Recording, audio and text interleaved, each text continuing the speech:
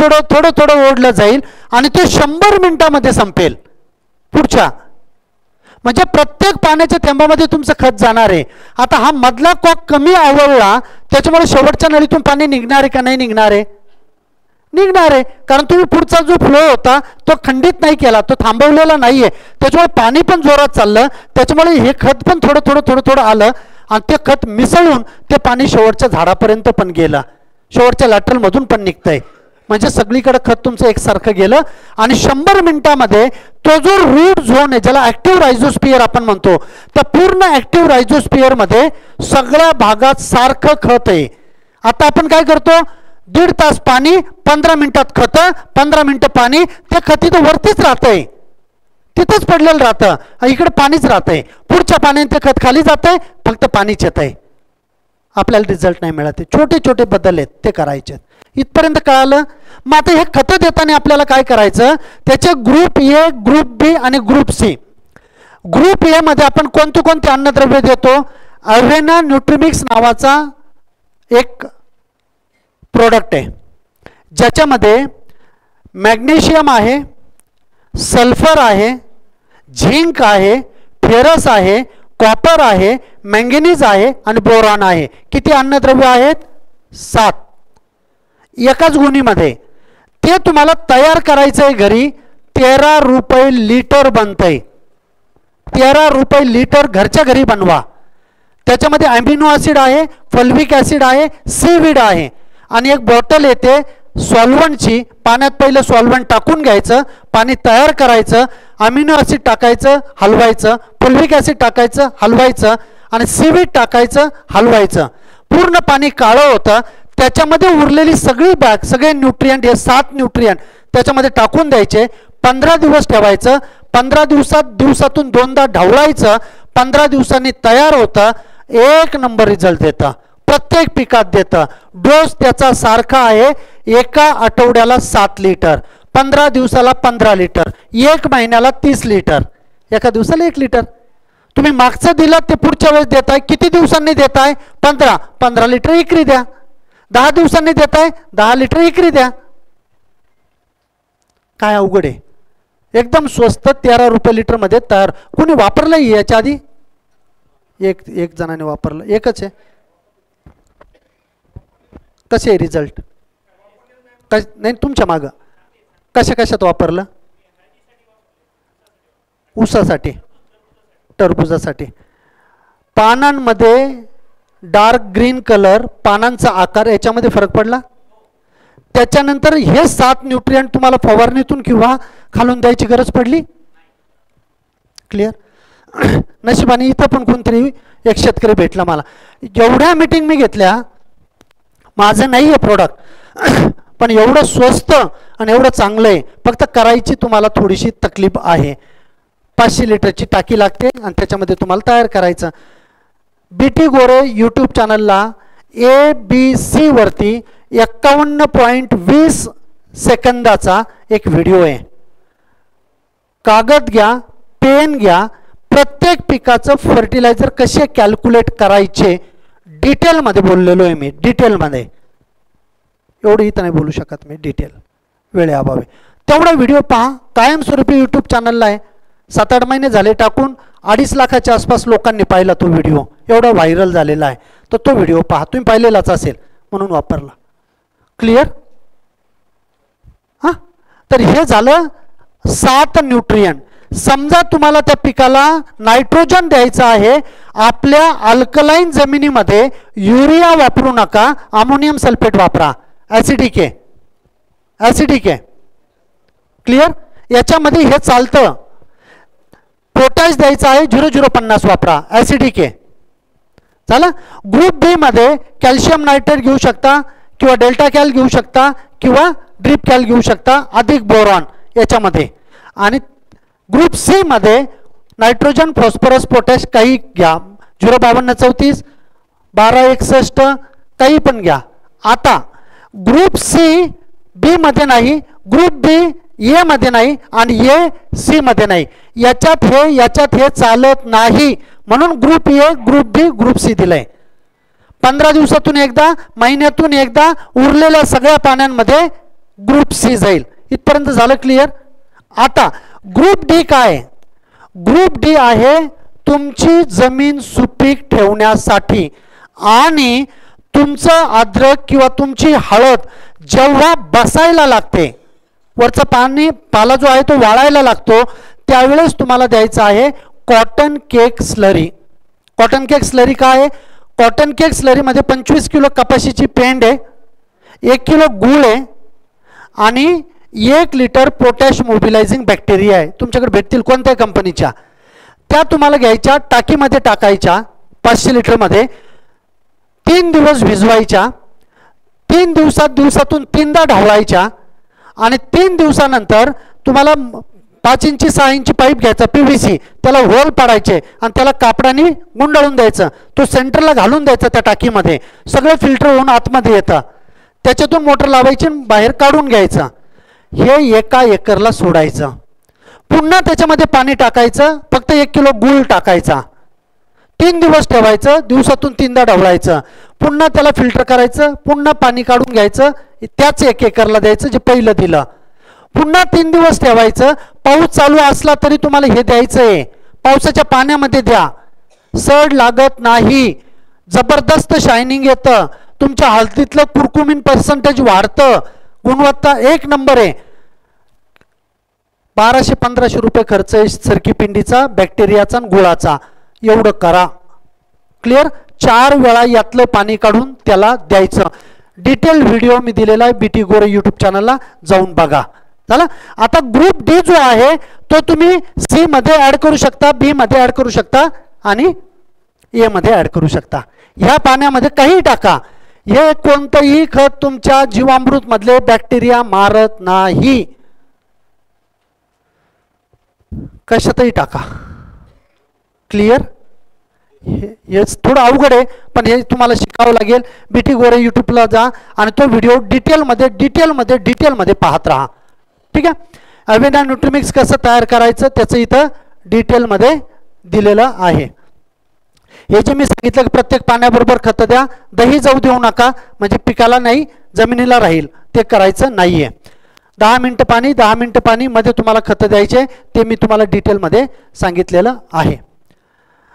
आता रोग किडी तण व्यवस्थापन आपलं झालं. हे 2 टॉपिक आपले राहिलेले आहेत. आता रोग आणि किडीच्या बाबतीत जास्तीत जास्त नायट्रेट नायट्रोजनचे खतं टाळा. Calcium nitrate, ammonium nitrate, potassium nitrate, magnesium nitrate शक्यतो टाळा. जेवढे नायट्रेट नायट्रोजनचे खतं वाढवणार तेवढे कंदाला प्रॉब्लेम येणार. क्लिअर. Bold statement. म्हणजे द्यायचे नाही का? जर त्याला ऑप्शन तुम्हाला आहे तर तुम्ही तो ऑप्शन वापरा. पहिलं. 2 नंबर, कोणत्याही रोगाला कोणत्याही किडीला पाणी पोषक आहे. मग ती वातावरणातली आर्द्रता असू द्या, तुम्ही फवारलेलं पाणी असू द्या किंवा तुमच्या जमिनीत दिलेलं पाणी असू द्या की वरून देवता बरसलेलं आहे ते पाणी असू द्या, त्याच्यामध्ये तुमच्याकडे रोग वाढणार आहेत. किडी वाढणार आहेत. याचे काही मी तुम्हाला शेड्यूल दिलेला आहे. कोणताही रोग कोणत्याही पिकामध्ये जर तुमच्याकडे मोठ्या प्रमाणावरती आला तो रोग या स्ट्रॅटेजीने तुम्ही जागेवरती थांबवू शकता.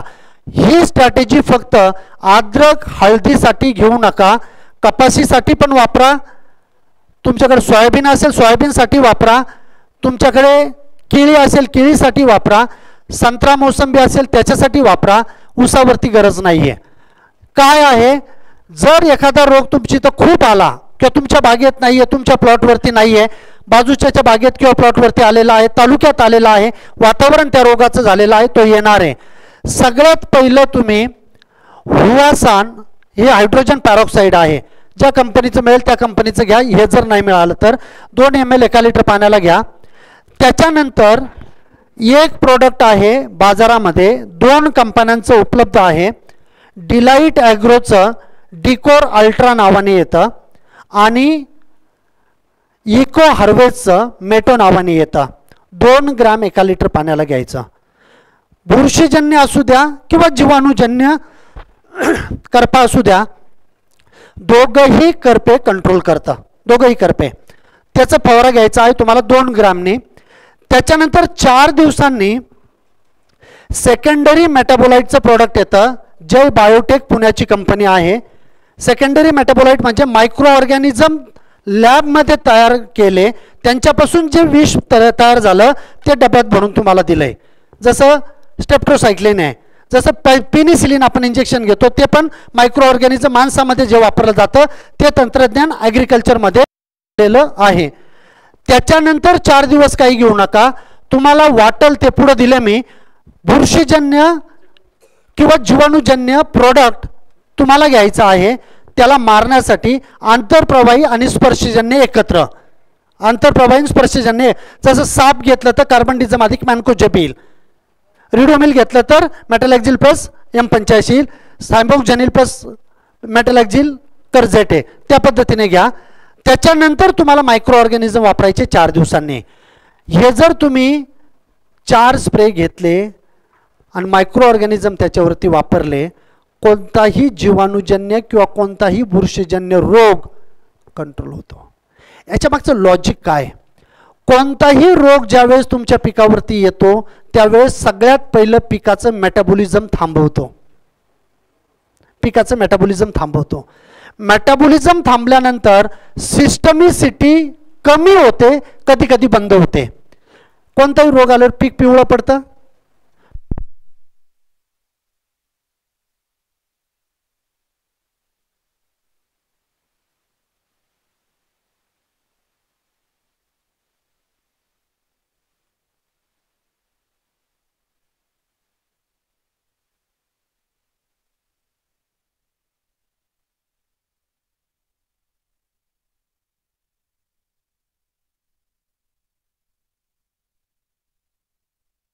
तो रोग जागेवरती थांबेल आणि त्याच्यानंतर जर तिथं रोगच नसतं ब्रँड दे, त्यातलं जे टेक्निकल कंटेंट आहे जे कोणत्याही कंपनीचं असेल तुमच्या आवडत्या ते घ्या. नाही तर दुकानदार म्हणतील हो कोण आला होता आणखी इकडं, तसं नका. कारण आता 22 मला लिहावं लागतं, कार्बनिझम लिहिलं तर नाही कळत आहे, 22 लगेच कळतं. पण असं नाही की फक्त 22च घेतलं, कोणत्याही कंपनीचं असेल ते तुम्ही घ्या. ठीक आहे, थँक्यू.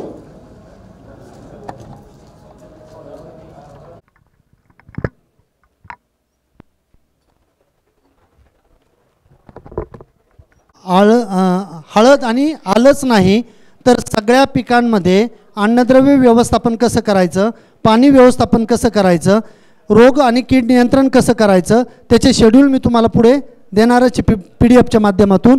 हे तुम्हाला कळालं का? फायदा होईल ना? म्हणजे आजची मीटिंग कारणी लागली ना? ओके. आता वाजवायच्या टाळ्या वाजवा. हां, आता जे प्रश्न असतील ते प्रश्न मला विचारा.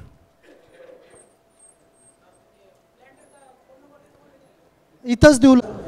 5 फुटावरती पण चालेल, एकदम काळी जमीन असेल, फुलियत जास्त वाढत असेल, तुम्हाला त्याच्यामध्ये धागे प्रचंड राहतात, ती जी जेनेटिक प्युरिटी त्याची आहे ती अप्रतिमच राहते.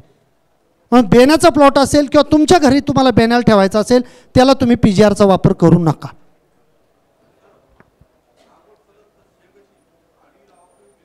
आडवी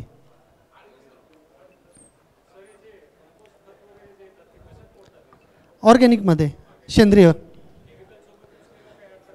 हे बघा, कोणत्याही खतातलं किंवा मायक्रो बायो फर्टिलायझर आपण ज्याला म्हणतो, तुमचं azotobacter, PSB, potash mobilising bacteria, zinc solubilising bacteria, calcium mobilising bacteria, ह्या तुमच्या खतात मिक्स करून वापरल्याने मरत नाहीत.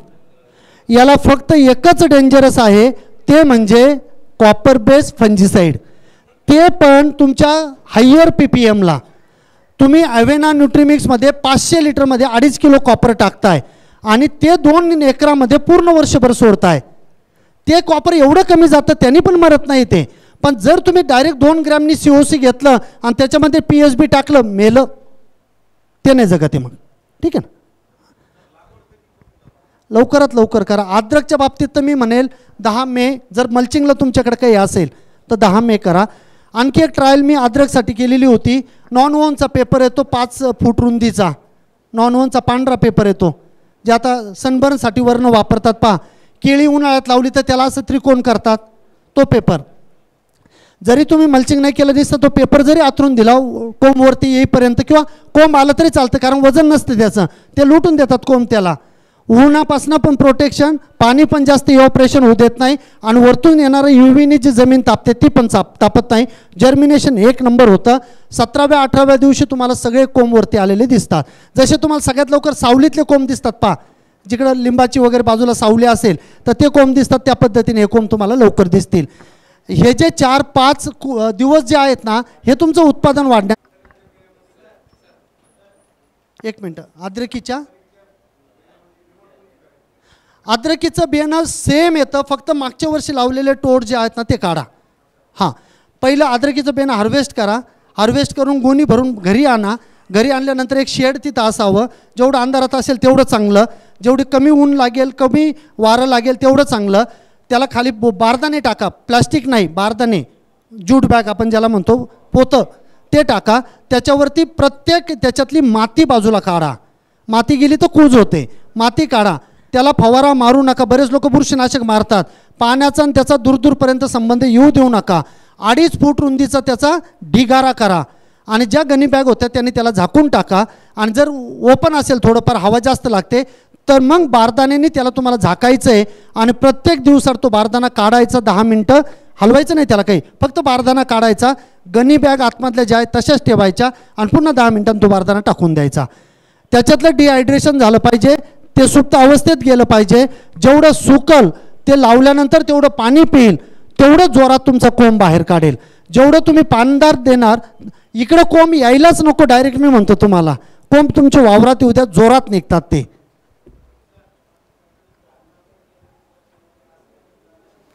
तेच सांगतो मी, जर तुमची हळद उगून येण्यापूर्वी मारणार असाल तरच मारा, त्याच्यानंतर मी कधीही तणनाशक रिकमेंड करत नाही, कधीच नाही.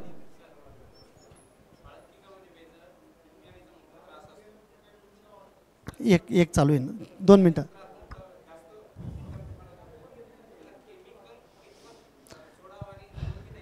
नाही, हे बघा, मागच्या वर्षी हुमणी आळी माझ्या याच्यात पण खूप आली.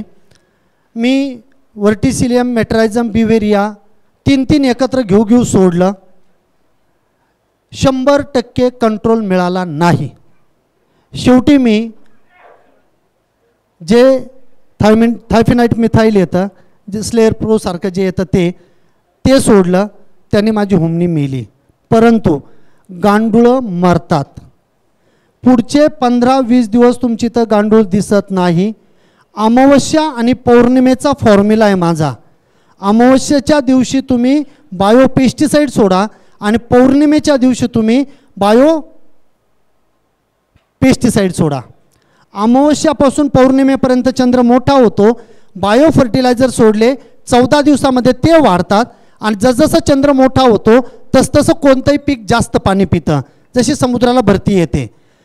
पौर्णिमेच्या दिवशी बायो पेस्टिसाईड सोडा, ते अमावस्यापर्यंत प्रचंड वाढतात 14 दिवसात, आणि अमावस्याच्या दिवशी जे काळोखी रात्र राहते तिथं हार्मफुल पॅथोजन येतात. तर ते हार्मफुल पॅथोजन येण्याआधीच आपलं सैन्य तिथं राहतं, आणि जमिनीतले प्रॉब्लेम तुमचे त्याच्यात संपून जातं. एकाच वेळेस PSB आणणं 1 किलो सोडणं, मी म्हणतो ते प्रॉफिटेबल नाही आहे. त्याला तुम्ही 100 ग्रॅम वर्षभर सोडा. एकाच वेळेस ट्रायकोडर्मा आणून टाकणं नाही, तर त्याला तुम्ही वर्षभर तेवढीच क्वांटिटी पण वर्षभर सोडा, जेणेकरून कधी ना कधी तुमच्या जमिनीत एवढी चांगली क्लायमेटिक कंडिशन त्यांच्यासाठी वाढीसाठी असते की ते खूप चांगल्या पद्धतीने वाढतात. ते करा, ठीक आहे. आर्थिक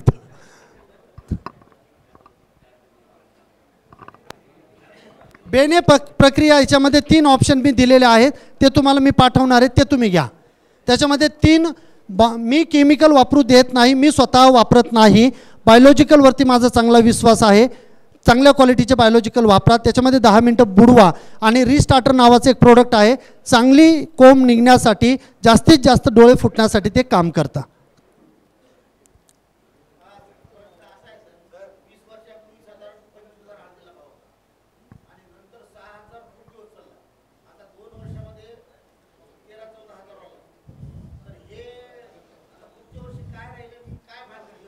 नाही,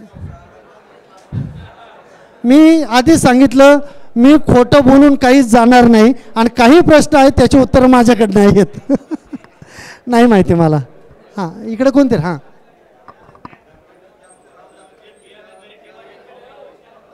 नाही तुम्हाला बोलायचं आहे ना. हां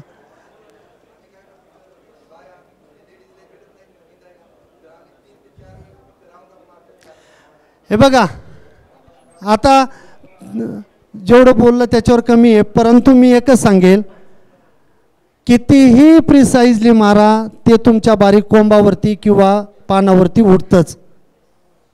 त्याचे काही ना काही साईड इफेक्ट आहेत. म्हणून मी सांगितलं शेणखत माझ्या पद्धतीने तयार करा, तणच कमी येतात. 2 नंबर जमीन उन्हाळ्यामध्ये एवढ्या तापू द्या उलटी पालटी करून तिथंच बिमोड करा. जेवढं तुमचं एक खट्टी उगवून येणार आहे तर त्या 17-18 दिवसाच्या आत तण तुमचं बऱ्यापैकी उगवून येतं आहे, त्यावेळेस तुम्ही त्याला करा. तण कधी वाढतं ज्यावेळेस तुमच्या जमिनी खालीवर खूप झालेल्या नाही आहेत. एकतर मी आता तुम्ही म्हणाल की त्या नांगराची तुम्ही पब्लिसिटी करता, लिमकेन नांगर माहिती आहे तुमच्याकडे असेलच, त्यांनी नांगरट करा आणि दुसऱ्या नांगराने नांगरट करा. ती जी डायरेक्ट पलटी जी आहे ना ती पण खूप चांगलं तणनाशकाचं काम करते. माती नुसती फोडणं आणि डायरेक्ट ती पलटी पडणं याचा पण फरक आहे. तर अशा पद्धतीने करावं लागेल. आणि मग जर खाली बी असेल आणि जेव्हा आपण पॉवर टिलरनी माती लावतो ते पुन्हा वरती आलं की ते बी पुन्हा जर्मिनेट होतं. थोडंफार आहे त्याला तुम्हाला काढावं लागेल उपटून.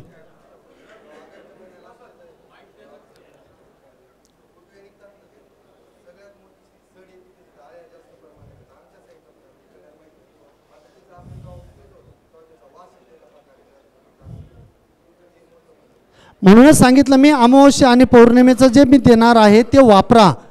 एक खट्टी टाकून कशाने सड आत्तापर्यंत थांबलेली नाही. आणि जर बेण्यामध्येच तुम्ही फसलेले असाल तर मी काहीच करू शकत नाही. ठीक आहे.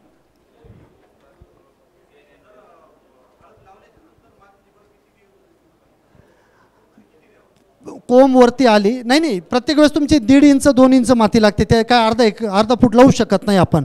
एकदम चांगला उतार तुमचा झालेला आहे. उतार झाल्यानंतर तुम्हाला लगेच भर लावायची आहे.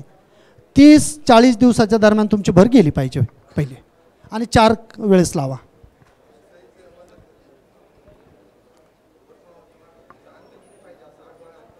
एक फूट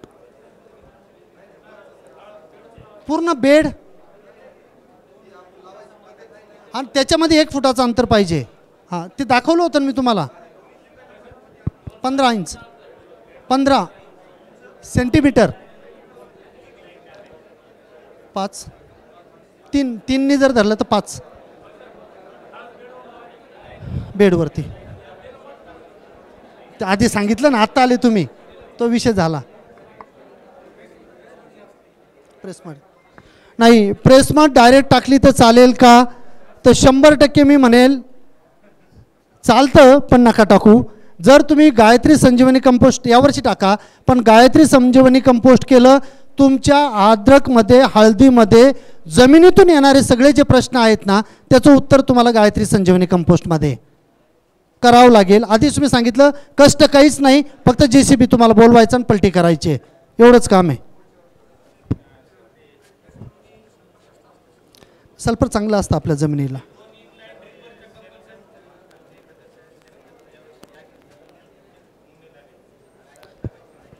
मी ते सांगितलं हुमणी कोणत्या जिथं मिथेन आहे जिथं अमोनिया आहे तिथं हुमणी लागते.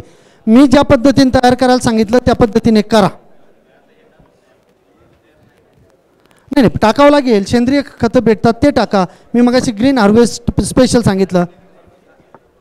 जर कुजलेलं असेल तर टाका. गांडूळ खत घेऊन गांडूळ खत टाका.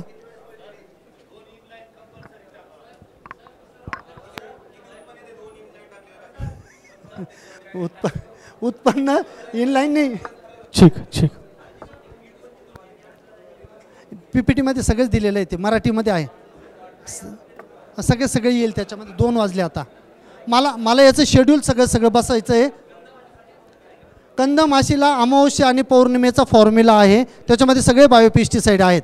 आणि जर वापरायचं असेल तर जसं हुमणीला आपण स्लेअर प्रो वापरतो ते वापरले एकदा तरी चालेल. फक्त ते केमिकल गांडूळ मरतील.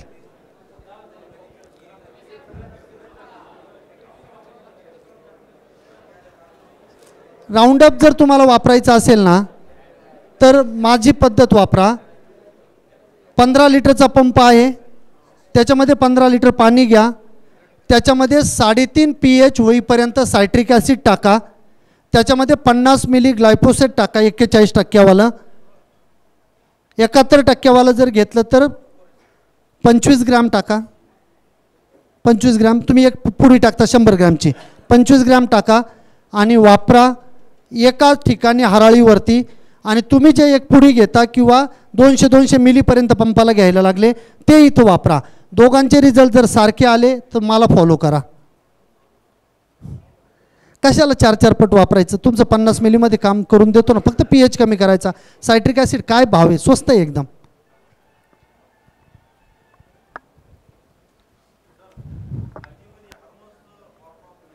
मी तेच सांगितलं, तुम्हाला जर कंद ठेवायचे असतील तुम्हाला तर तुम्ही वापरू नका. उत्पादन वाढवायचं असेल तर मी त्याच्यामध्ये देणार आहे, वापरा. ठीक आहे. तिथं नोट मराठीमध्ये लिहिलेली असणार आहे. त्याला इकडं पाहायचं आणि तिकडं पाहिलं नाही असं करायचं नाही आहे.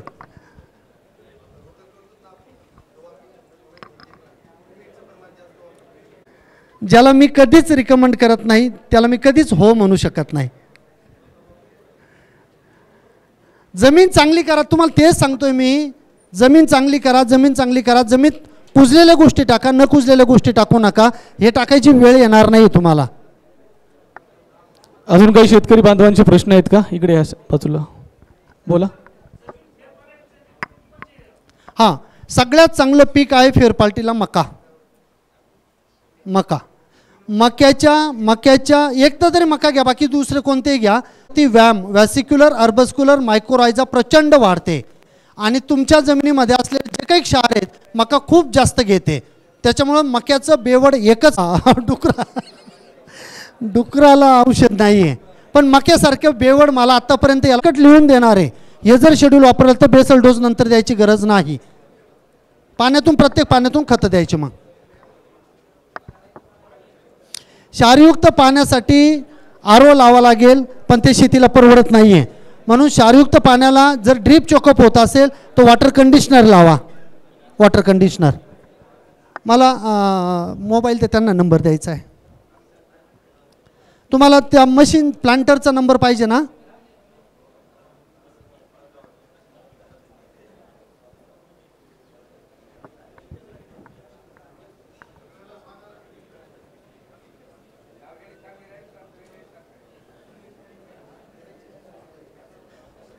अद्रक तर मी ह्या मशीनने जे लावलेलं होतं ना ते माणसांनी लावल्यापेक्षा एकदम चांगलं होतं. हळद मी मशीनने नाही लावलेली, पण एवढी कॉम्पॅक्ट बसते ती जाऊन आतमध्ये. त्याच्या मागे रोलर असतो, त्याने एकदम चांगलं दाबून देतो. तो खूप चांगला उतार होतो एकसारखा. घ्या 9730 12 3005 9730 12 3005 SP agro ginger planter. SP agro ginger planter.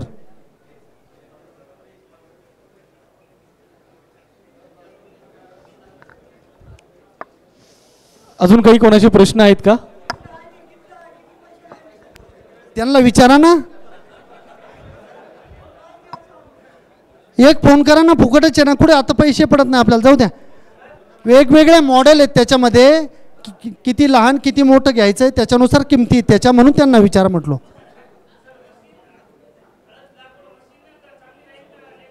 100% मशीननी चांगली राहील. प्रिसाइजली होते.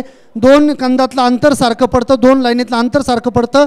आणि जर तुमच्या ट्रॅक्टरला ॲटो ट्रॅक सिस्टम असेल तर इथून तिथपर्यंत सरळ लाईन होते, इकडं तिकडं बिलकुल होत नाही आहे. नाही हो, तुम्हाला पाहिजे तेवढी तुम्ही खोल घालू शकता, पाहिजे तेवढी वर ठेवू शकता. ते सगळ्या सेटिंगवरती त्या कांद्याचे एवढे बारीक बारीक रोप आम्ही 2,80,000 लावतो एकराला. Okay, thank you so much. थांबा, उठू नका. आभार मानतायत तुमचे सगळ्यांचे.